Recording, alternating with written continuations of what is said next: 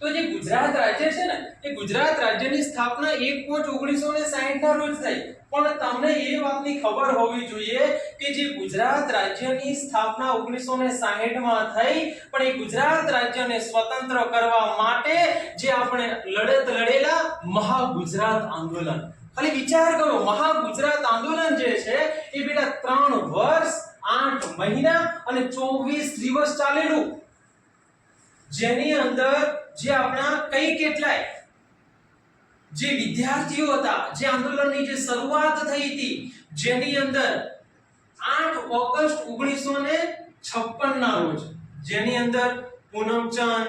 કૌશિક વ્યાસ, સુરેશ ભટ્ટ, આવા જે લોકો જે શહીદી બોલે છે, લો કોલેજના જે વિદ્યાર્થીઓ છે, એ જ્યારે શાંતિમય રીતે ગુજરાતને મહારાષ્ટ્ર સાથે જે જોડાયું હતું એમાંથી અલગ કરવા માટે થઈ અને જે લડત લડવા માટેની જે શરૂઆત કરી હતી એ આપણા જાબાજ વિદ્યાર્થીઓ હતા. યાદ છે ને?